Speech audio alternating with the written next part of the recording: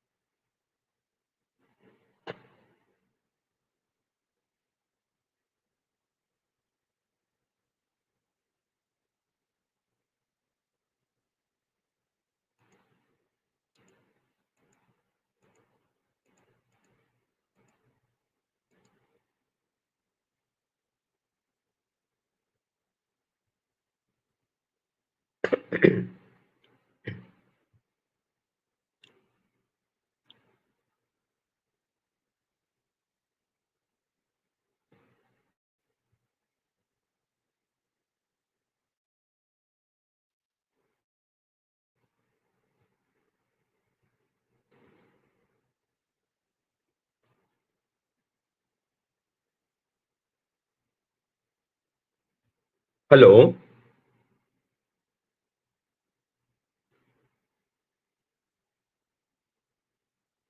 Shall we begin?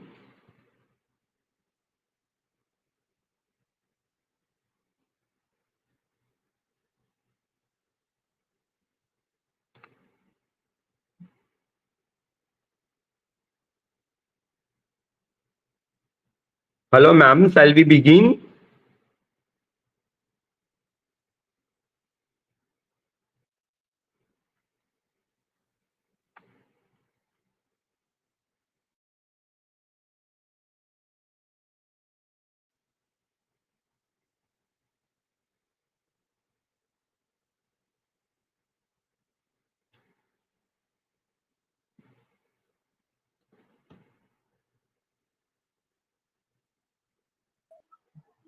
We had some technical issues.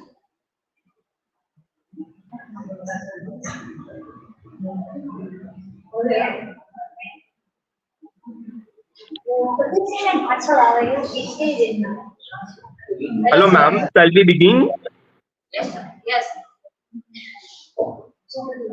We are just sharing the screen. Okay, no issue, no issue. Yes, sir. Huh. So let us begin. Good evening to all of you.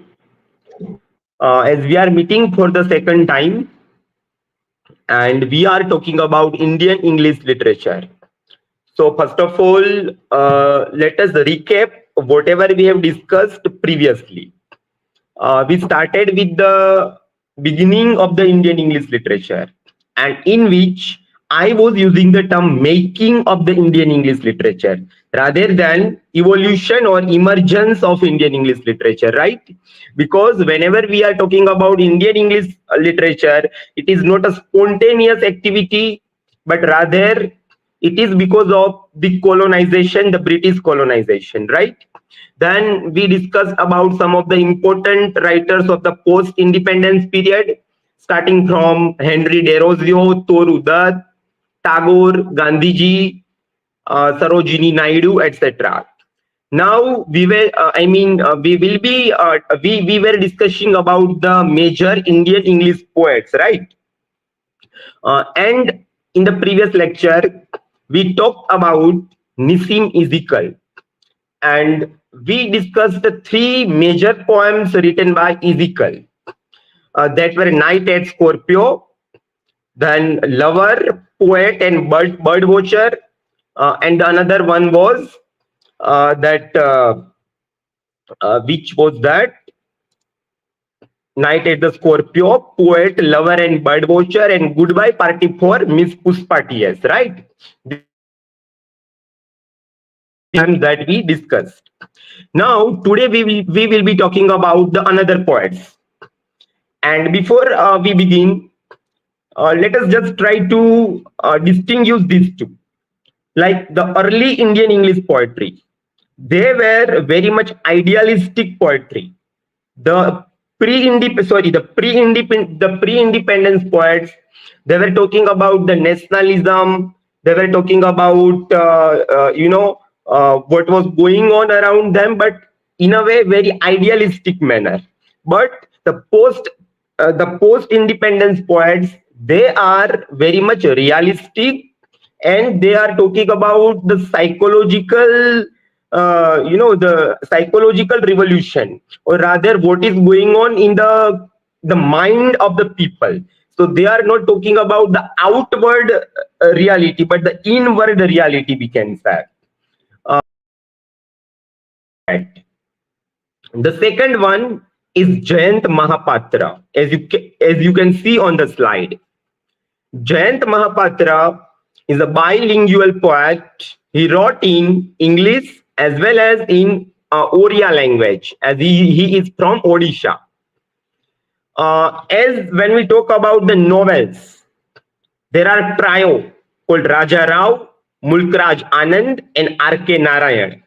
Similarly, when we talk about Indian English poetry, we have trio A.K. Ramanujan, R. Parthasarthi, and Jayant Mahapatra. This can be important for the multiple choice questions. These three poets together are known as trio of the post-independence Indian English poetry. And Jayant Mahapatra also edited a very famous journal called Chandrabhaga, and he was the first Indian English poet to receive the Sahitya Akademi Award in 1981 for his poem Relationship.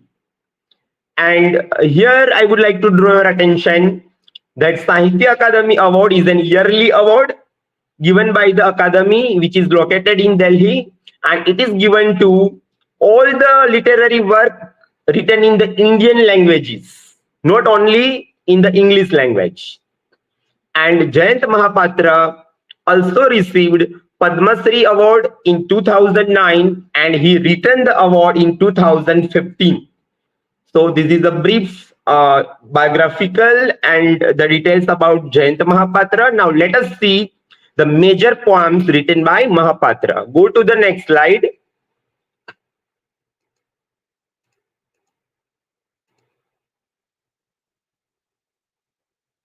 Just a minute. Relationship. This is a very important poem for which Jayant Mahapatra was given Sahitya Akademi Award, which was published in 1980. It is a long narrative poem, and the epigraph of this poem is taken from American writer Walt Whitman's Song of Myself, in which Walt Whitman says that I celebrate myself and I sing myself. And the major theme of this poem is the search for identity, search for a root, and the concern for the society. Because Jayant Mahapatra was very much, he was concerned about the society, or maybe he was concerned about what we can give back to the society. As we are the social animal, and we are getting so many things from the society. So it is our duty, that it is our responsibility, that what we can give back to the society. Now going to the next slide, these are some other important, these are the poetry collections rather than a single poem. These are the major poetry collections written by Jayant Mahapatra, A Reign of Rights. Even you can see the titles, 1976. And this was very much acclaimed and a very famous collection of poems. The other titles are there on the slide, like The False Start, Life Signs, A Whiteness of Bone, Shadow Space, Bare Face, Land. So in a way, you can see that even he is though he's talking about the realistic picture of the society, and he's concerned about the people which are specifically the poor people, marginalized people, and even he is drawing some of the themes from religious sources as well. Go to the next slide. Here I have taken one example, one poem as an example, so we can get an idea that how what is his writing style. There is a poem, very famous poem, Hunger, written by Jayant Mahapatra. This is the line from the poem, actual line from the poem. She opened her wormy legs wide. I felt the hunger there. The other one, the feast slithering, turning inside. You can see the tragedy. You can see that how the situation of the poor people during the post independence time. Even in India, the ratio of the poverty is too much, right? And he's talking about that it is not only about that physical hunger or the food, even compared to that emotional or sexual hunger, that that the speaker's daughter, here the speaker's daughter, like she had to even sell his body, for the sake of money, earning money. So that is the ultimate plight that the poet is saying here, very metaphorically, that it is not even only the hunger for the food, but it is the emotional hunger, right? So poverty drives the fisherman and his daughter to extreme length for survival, because it was not possible for the lower middle class people to survive, if they are not earning enough. So it is highlighting even the dehumanizing activities that humans are now, they are crossing their boundaries, they are crossing their limitations, and they are becoming less like a human, they are becoming like a robot. As it is reminded, we are reminded of the Westland written by T.S. Eliot when we are talking about this poetry, that it is a Marubhumi, rather than it is a Westland, Marubhumi, as Westland was translated by Umasankar Joshi, if I am not wrong, with the title Marubhumi. So this is a very important poem. Let's go to the next one. This is the another famous poem by Jayant Mahapatra, Dawn at Puri. There are the three stanzas that I have taken as an example. Endless crow noises a skull in the holy sands, tilts its empty country towards the hunger. So you can see, overall, based on these two poems, you will get an idea that what is the overall theme or the subject matter chosen by Jayant Mahapatra. Again, he is talking about the hunger and the poverty in this poem. Though it is about the temple, Dawn at Puri, Puri, Jagannath Puri. It is a temple located in Odisha. But here we can see that he's not talking about what is going on inside the temple, but he's talking about what is going on outside the temple. Endless crow noises, a skull in the holy sands. So crow is the very symbolic of something bad omen. when the crow makes some noises, cow cow. So it is like it is not considered as a good omen, but something a bad omen, and it is a endless. So there is not even a possibility that this crisis which is going on in the post independence period, so there is not even any kind of the hope that the good time will come. But for the poor people, for the lower middle class people, there is not any kind of the positive, we can say, the hope, right?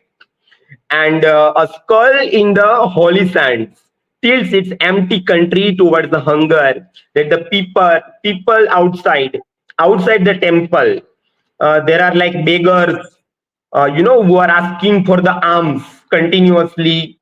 And then there are people. So it is like, in Gujarati we say કે જે પૈસાવાળા લોકો છે એ મંદિરની અંદર જઈને પ્રાર્થના કરે છે અને જે લોકો ગરીબ છે મંદિરની બહાર. So like those who are poor people, they are asking for the money outside the temple. So though it is a very rich country, the temple is very rich in design, art, but the people who are outside, it is like a very empty country, very barren country. White-clad widowed women past the centers of their lives are waiting to enter the great temple. So it also shows the situation of the widows in the Indian society. The widows are like they don't have a good place in the society. They are not able to survive with full freedom, right? At that time, like I'm talking about this when this poem was written, it was just starting of the post-independence time, and at that time, even still, we are living in a patriarchal society in India. So it is very difficult for widowed women to go freely. So white-clad widowed women past the centers of their lives are waiting to enter the great temple. So now they are going to the temple with some kind of the hope that they will have a good time. They will be free from the social constraints. Their austere eyes stare like those caught in a net, hanging by the dawn's shining strands of faith. So they are caught in a net, right? Like they don't have freedom. It shows that they don't have the freedom.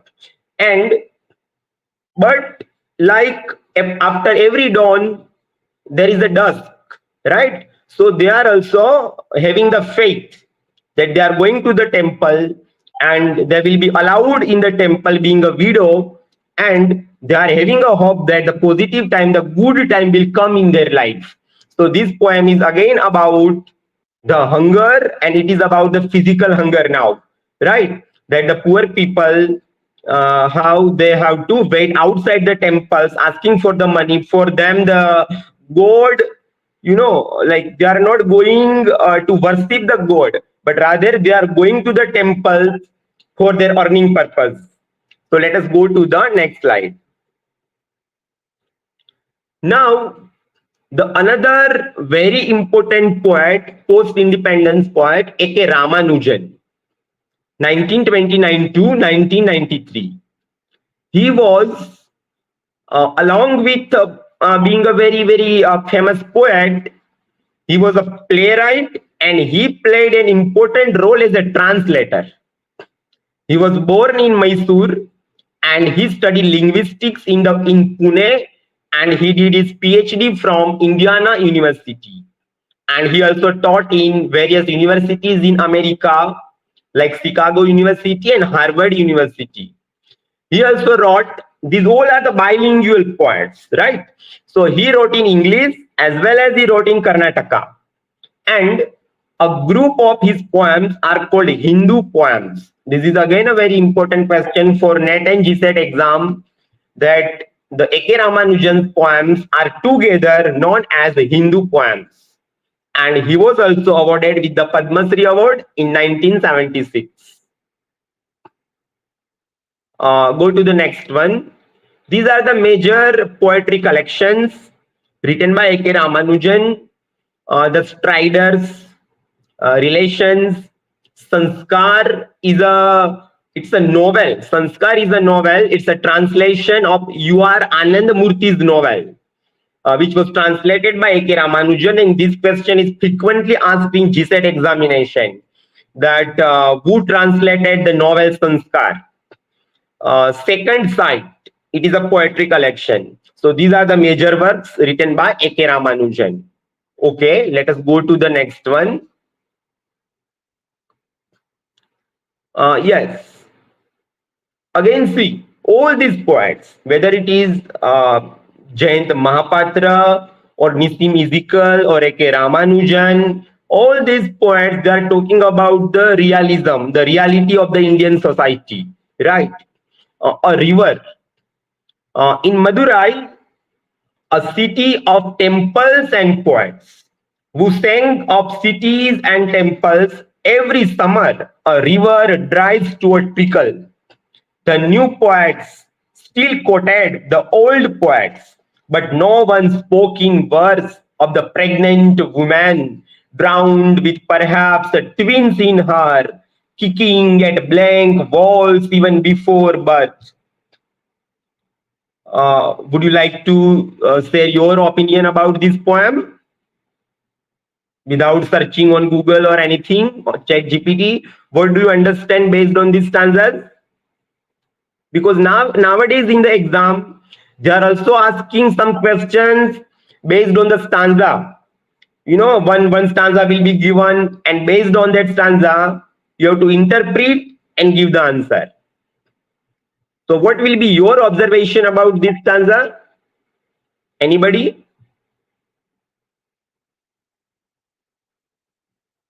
Let us have some interaction. Sir, I think in the poetry, the people are like poets are more focused on the beauty of the Madurai, and they are also talking about the poets. They have already written about the beauty of these Madurai temples and all this, but nobody was talking about the real issues that was going on during that time. So I Right. think this is that happened Mhm. time and nobody has written down this thing on the particular incident. What is going wrong in the Madurai? I Right. think that Okay. Very, very nice. Thank you. Thank you. It is like, you know, in a river, in the Madura is a very beautiful city, and there are great temples located in the city, and there are great poets who contributed immensely, right? But they are talking about great heritage. They are talking about the past, but nobody is talking about the present time. Nobody is talking about the real issues, right? As he said. So in every summer, the river becomes dry. But again in the monsoon, the flood comes during the monsoon, and during that time, so many people die. Right? The new poets still quoted the old poets, but no one spoke in verse of the pregnant woman, drowned with perhaps a twins in her, kicking at blank walls even before birth. Right? So here it is all, or even we can say that this is all about, you know, that even it is not only about the reality, it is also about the poetic process, the process of writing a poetry, that what as a poet we are doing. I mean, what are they doing? That they are just imitating the old poets. They are not doing anything new. They are not contributing their original works. The new poets still quoted the old poets, right? And nobody, but no one spoke in verse. So even it is a criticism, we can say, right? And we can also say that it is the some people are very marginalized, right? The real people, we can say, nobody is talking about the ordinary people, because you know, even the during the flood in the river, the pregnant woman died, but nobody noticed about her because she was a very ordinary person. So that is why how the, you know, the very middle class people, common people, ordinary people are not discussed by anybody And that is why these post-independence writers, they are very satirically, very ironically, they are highlighting these issues in their poetic works. Okay, so let's go to the next one. Can you guess this poem? Really, what keeps us apart at the end of years is unsaid childhood. It's a very, very famous one and frequently asked in GSET and NET exam. If you have gone through the previous year's papers, you have come across this. You cannot, for instance, meet my father. He is some years dead. Neither can I meet yours. He has lately lost his temper and mellowed. It's a very famous poem. Can you guess this poem? Okay, let us go to the next one. It is a poem titled as Love Poem for a Wife. It's a love poem for a wife. But we are reminded of T.S. Eliot's love song of J. Alfred Prufrock, right? As T.S. Eliot's title is very ironic title, Love Song of J. Alfred Prufrock. It is actually not a love. It is actually not a love poem because Alfred Prufrock, he did not have a daring to propose his love lady.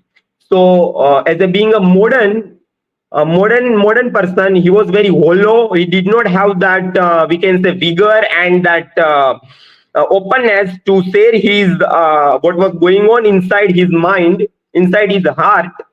So it is not a love poem at all. Love Song of J. Alfred Prufrock. Similarly, this title is also very ironic. Love Poem for a Wife. Actually, it is not a poem about a love, but a separation about husband and wife. Right? And what is the reason? Let us see.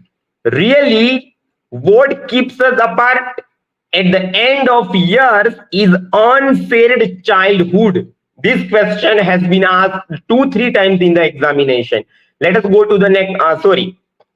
Here, the reason, why they are separated, why their marriage life is not going happily, because both of them are not able to share their experiences about the childhood, their childhood memories, and that is why it is the reason that their marriage was failure and they took divorce and they are separated because their rather we can say the communication gap, right? And that again shows that very much the futures of the modernity, the absurd the characteristics of the absurdist characteristics, and there is a communication gap in the modern time, that people don't have time to share their emotions, and even the what we can say, the people like husband and wife, though they should come closer to each other, but rather they are becoming apart.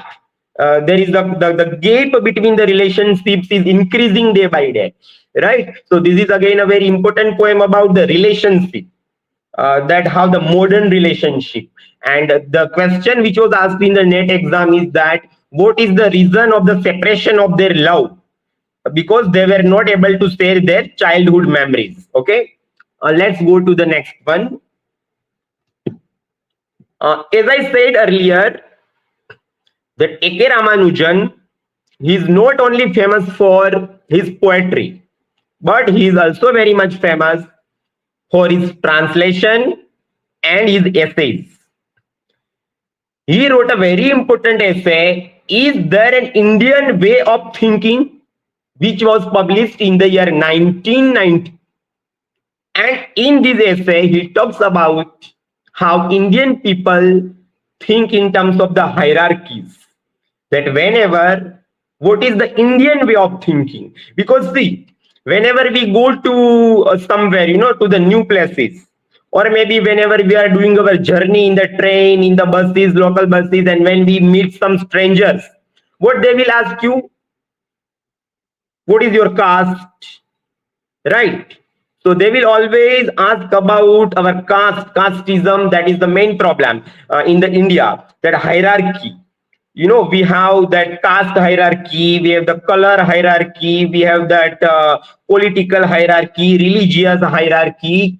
So in this particular essay, A.K. Ramanujan is saying that Indian mentality, or maybe the Indian way of thinking, especially the different roles that we are thinking based on the roles that is given to us, right, based on our relationships, our duties.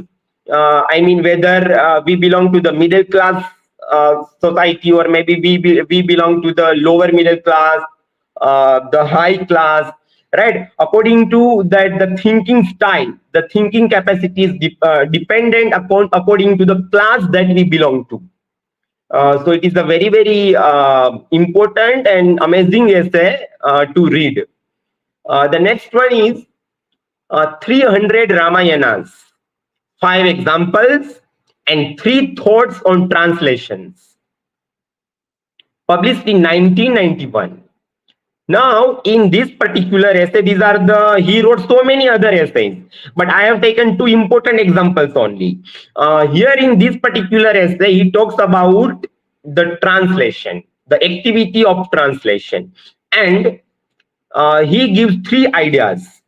He says that translators as bridge builders.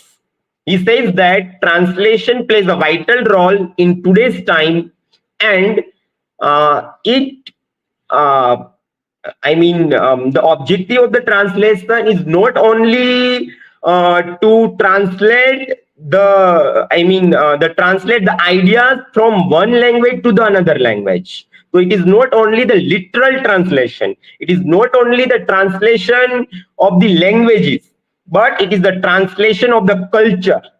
And it is because translation is very, very important, because it brings the two culture together, two countries together. So translation is not only the literal activity, but it is the literary activity, and it is the cultural activity. It is the translation of the customs, the traditions, the mythological history, and so many things. And dynamic and living text. He says that the text that we want to translate, the text has a dynamic quality. So it is a living text, that we are not only and what does he want to say? That it is not only that the sentences and the words that we are translating, but we are translating the human beings, the ideas of the human being, and that is why it is the living text. Okay, so these are the 2 important essays written by A.K. Ramanujan, and we remember for his great contribution. Okay, let's go to the next one. Arun Kolatkar, 1932 to 2004. He also was a bilingual poet. He wrote in English as well as in Marathi, and he was a very introvert poet, and he lived an isolation life, in a reclusive life, and he tried to mix up the myth and the contemporary history. And Jeruri is a very important poem, 1976.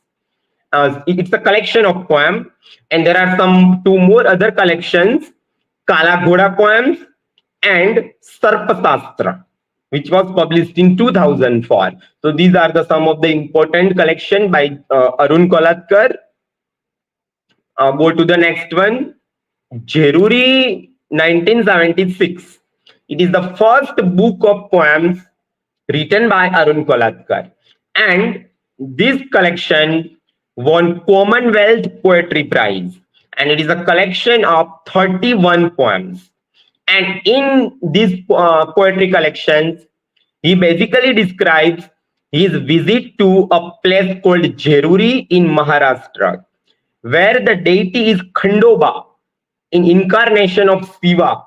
So this is again very important and asked in the GSET examination many times, that this Jeruri is a religious place located in Maharashtra, and which deity is that? It is Khandoba, and who is the incarnation of Shiva. And he visited this place in 1963, with his brother and his friend.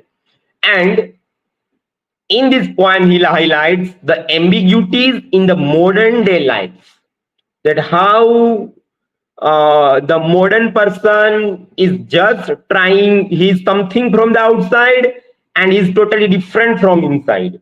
So like how they are trying to, that we can see even in this nowadays in Navratri and in this Ganesh Utsav, that how the festivals have become just the I mean the sports for celebrations, and now the that religious importance has been totally erased now, right? So then he talks about this modern day life, that how the people have changed, how the importance that is given to the religious places, that is altogether different in the modern time. And the agonized relationship of a modern sensitive individual with the indigenous culture, that now we are forgetting our culture, and we are as you know, as we are becoming the modernized, very much modernized, and now we are forgetting our roots. So he says that this is not the true modernization, right? We should become modern, but at the same time, we should cling to the culture. We should never forget our culture, our religious greatness, our cultural greatness, right? So whenever he visited this religious place, and whatever he observed there, that the people are now they do not understand that religious importance of this place. They are just coming there, but they don't have any idea about the great past about this temple. Okay. The next poet is Kamla Das. Kamla Das was also a bilingual poet. She wrote in English as well as in Malayalam, and she assumed the name Kamla Suraya after her conversion to Islam in 1990. And she also had a pen name called Madhavi Kutti. Right, this question was also asked in GSET and NET exam. So these are some of the questions, very informative. The pen name, the first poetry collection, the year of the publication, which award was given to the writer. So these kind of the questions are frequently asked. And if you will observe the previous papers, Indian writing in English was not that much important. I mean, hardly there were one or two questions. But if you will observe the recent papers, then you will come to know that more than 10 questions are asked from Indian writing in English. And that is why it is very, very important that you give the importance to this particular paper, Indian writing in English. Okay.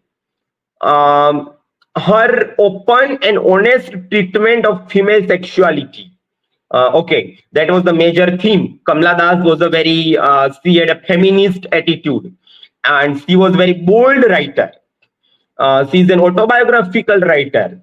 I mean, whatever the problems that she faced during her life, that she expresses in her poem. We can also call that she's a confessional, rather than autobiographical, we can say confessional poet.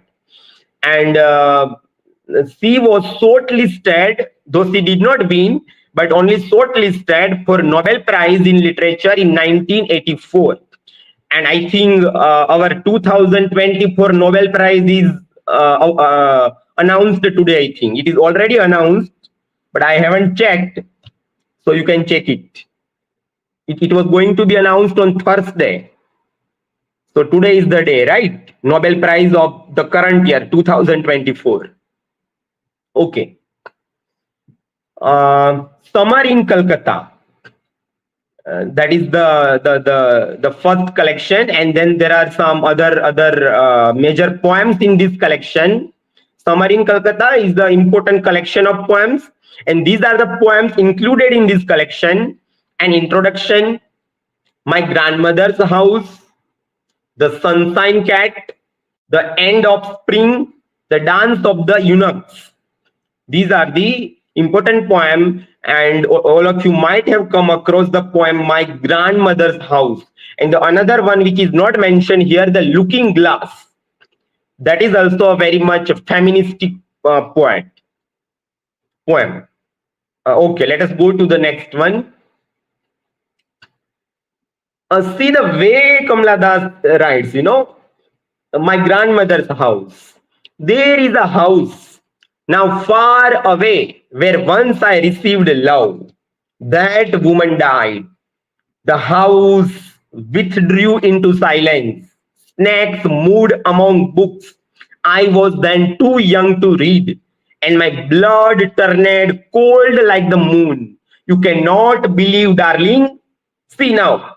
Now, the poet is Kamala Das is directly talking with the readers, the audience, right? The word darling is used for the readers.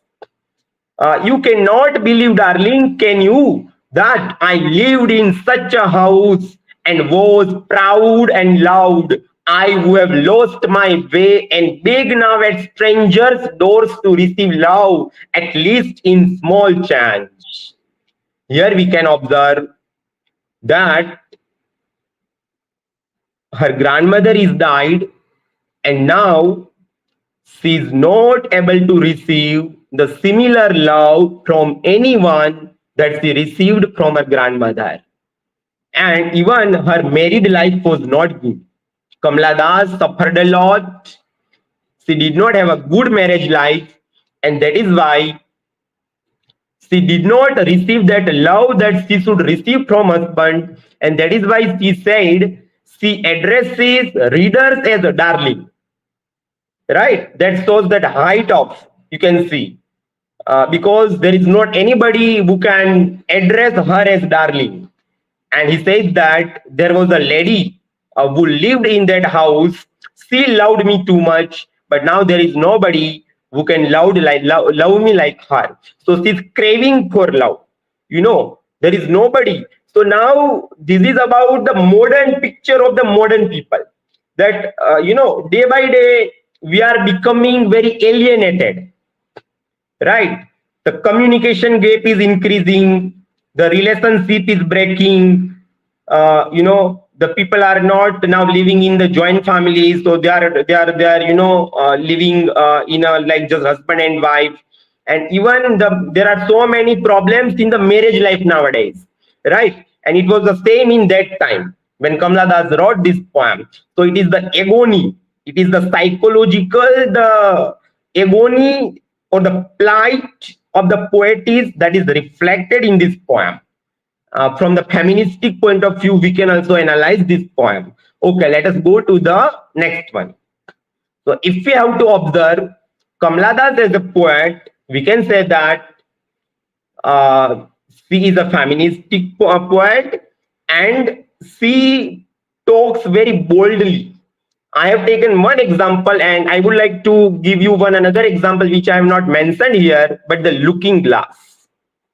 In the looking glass, she talks about that the husband and wife, and that wife who is, there is a mirror, and she is a uh, when they are in their bedroom, the husband and wife, and there is a mirror, so both of them, they are facing their mirror, the nude, I mean the wife who is nude. So it means that now she is here talking about that how the Indian feminism is different than Western feminism in that poem. That though Indian woman, she wants to become equal to a man, but at the same time, she feels that she does not want to forget his roots to India.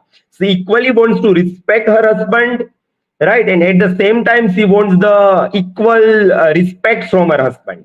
So that is the another poem, Looking Glass, which is also very interesting. And she is very confessional and autobiographical elements are there in her poetry. And there are anguish and suffering. Whatever she felt in her personal life, that is reflected in her poems. Let us go to the next one. Can you guess this poet? He recently died on 26 September 2024, just last month.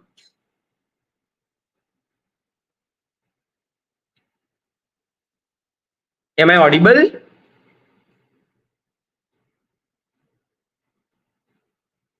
Am I audible enough?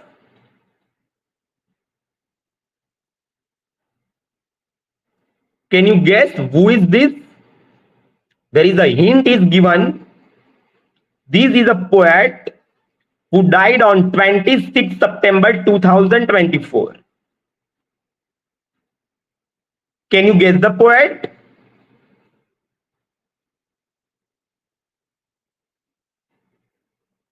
Is there anybody?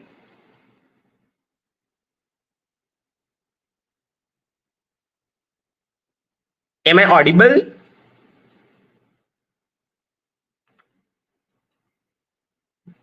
Hello, ma'am.